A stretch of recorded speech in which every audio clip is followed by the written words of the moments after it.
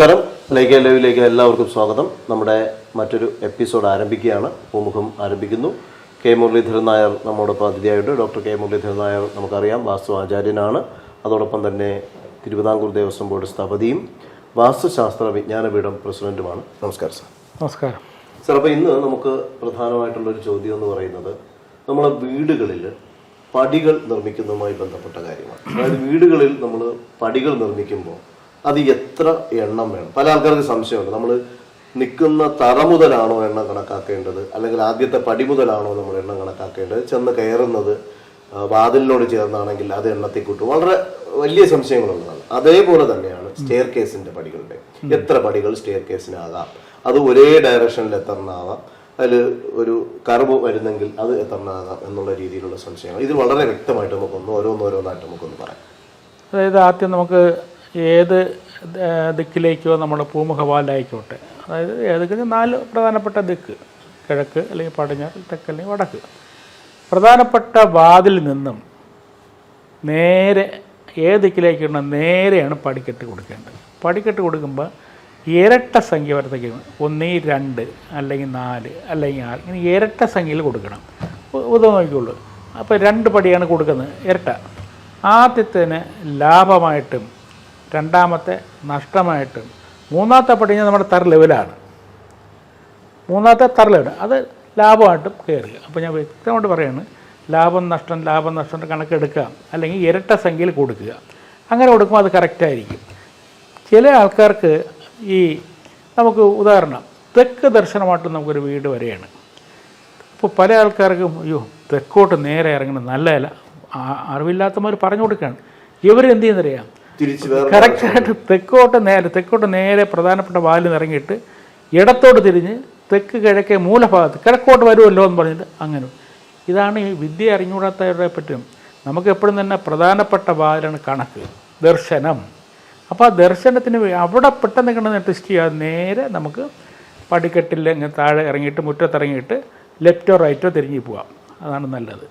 അല്ലാതെ നമ്മൾ കിഴക്കോട്ട് പോകണമെന്ന് പറഞ്ഞുകൊണ്ട് പ്രധാനപ്പെട്ട വാലിൽ നേരെ സിറ്റ് ഔട്ടിൽ നിന്ന് തിരിഞ്ഞ് തെക്കിഴക്കേ മൂലം പടിക്കെട്ട് ചെയ്യരുത്. അത് ഗുണത്തിലേറെ ദോഷമാണെന്നർത്ഥം. പിന്നെ സ്റ്റെയർ കേസിൻ്റെ പടി ഞാൻ ഈ പറഞ്ഞ പോലെ തന്നെയാണ്. ഇരട്ടപ്പടികൾ ചെയ്യുക. ഇരട്ടപ്പടി ചെയ്യുമ്പോൾ ഉദാഹരണം 18 പടിയിലാണ് നമ്മൾ കെട്ടിയത്. 19ാമത്തെ പടി എന്ന് പറഞ്ഞാൽ തറ ലെവലാണ്. അവിടെ ഞാൻ ഈ പറഞ്ഞാൽ ലാഭം നഷ്ടം പറയുമ്പോൾ ലാഭത്തിലേക്ക് തന്നെ കാലെടുത്ത് വയ്ക്കും.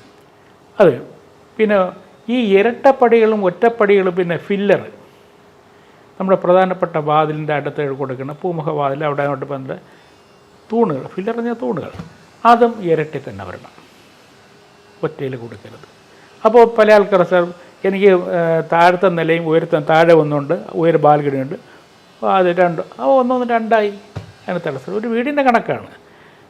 പിന്നെ വേറെ ഒരു കാര്യമുണ്ട്, നമ്മുടെ പ്രധാനപ്പെട്ട വാതിൽ മുതൽ കിടക്കുമ്പോൾ വാതിൽ, ജനൽ, വിൻഡോസ് എല്ലാം കൂട്ടുമ്പോഴും അതും ഇരട്ടി വന്നാൽ ഏറ്റവും നല്ലതാണ്.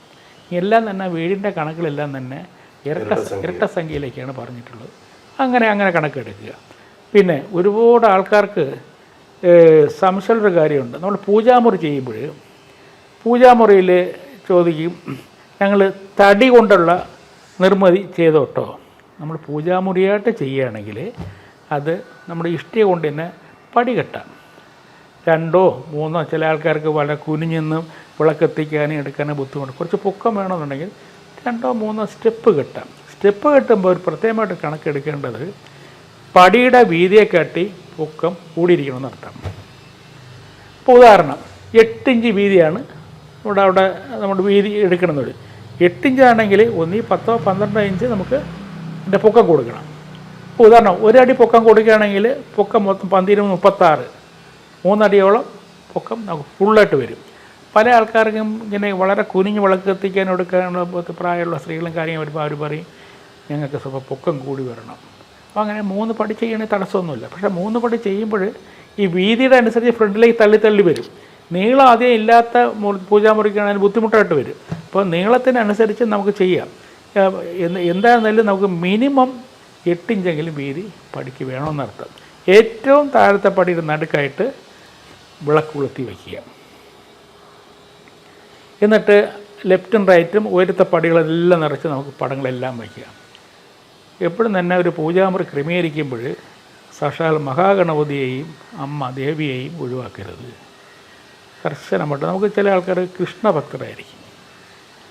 കൃഷ്ണഭക്തരും അവർ കൂടുതലും പിന്നെ വിഗ്രഹവും മറ്റുള്ള കാര്യം ശൈവം വൈഷ്ണവം നമുക്ക് പൂജാമുറി പറ്റി രണ്ടും കൂടെ മിക്സ് ചെയ്ത് വയ്ക്കുന്ന ഏത് നിയമ തടസ്സവുമില്ല. പക്ഷേ എന്തൊക്കെയായിരുന്നാലും ശരി ഗണപതിയുടേത് നമ്മൾ ഒരിക്കലും ഒഴിവാക്കരുത്. അത് ഗണപതിയുടെ കർശനമായിട്ട് വേണം.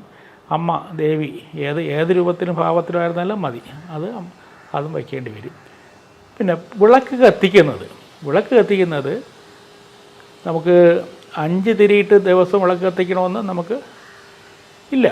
എന്നാലും 2 തിരുനാളം കിഴക്കോട്ടും പടിഞ്ഞാറോട്ടും വരത്തക്കരിയിൽ വിളക്ക് കത്തിക്കുന്നത് നല്ലതാണ്.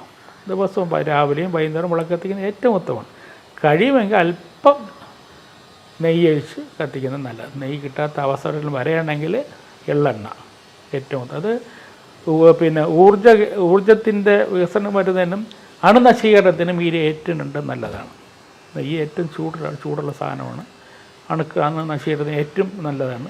പിന്നെ പല വീടുകളിലും പൂജാമുറി വിളക്ക് കത്തിച്ച ശേഷം ലക്ഷ്മി വിളക്ക് കത്തിച്ച് വീടിൻ്റെ ഉമ്മറത്ത് വയ്ക്കും. അതും ഏറ്റവും നല്ലതാണ്. ഈ വിളക്കിൻ്റെ പൂജ മുറിയുടെയും കാര്യം പറഞ്ഞ പോലെ തന്നെ ചില വീടുകളിൽ നമ്മളിപ്പോൾ കണ്ടുവരുന്നതാണ് ചില പ്രതിമകൾ. ഇപ്പോൾ തല മാത്രമായിട്ടുണ്ട്, ചിലപ്പോൾ ബുദ്ധൻ്റെ അടക്കം ചില ഇത്തരത്തിൽ തല മാത്രം ഉള്ള പ്രതിമകളൊക്കെ കൊണ്ട് അലങ്കരിച്ച് ബുദ്ധൻ്റെ പ്രതിമയൊന്നും ഒരിക്കലും അതിനെ പൂജാമുറിക്ക് പാടില്ല, ചെയ്യാറില്ല. അതൊരു ആർട്ടിഫിഷ്യലായിട്ട് ചില ആൾക്കാരെ ചെയ്യും. അതായത് ബുദ്ധൻ്റെ പേരെടുത്ത് പറയണ്ട, കണ്ണടച്ചിരിക്കുന്ന ഒരു നിർമ്മിതിയും ശിവൻ്റെ ഏതെങ്കിലും കണ്ണടച്ചിരിക്കുന്നത് ബുദ്ധനും കണ്ണടച്ചിരിക്കുന്ന തപസ് ചെയ്തുകൊണ്ടിരിക്കുന്ന അതൊന്നും വീടിനകത്ത് ഉത്തമമല്ല.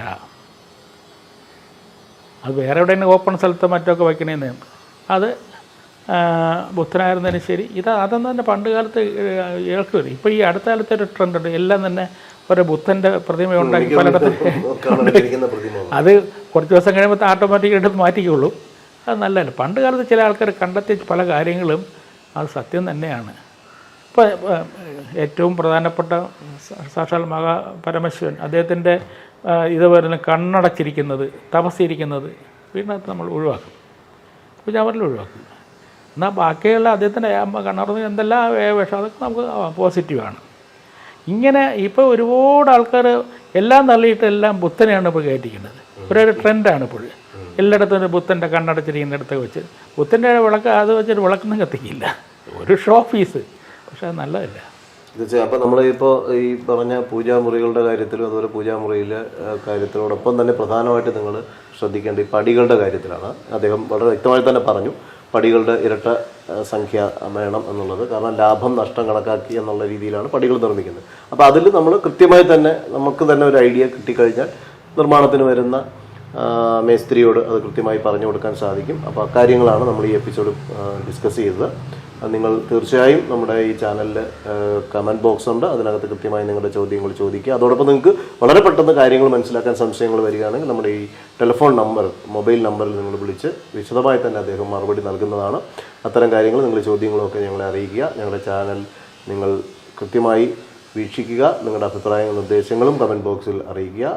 ഈ എപ്പിസോഡ് പൂർണ്ണമാവുകയാണ്. നമസ്കാരം.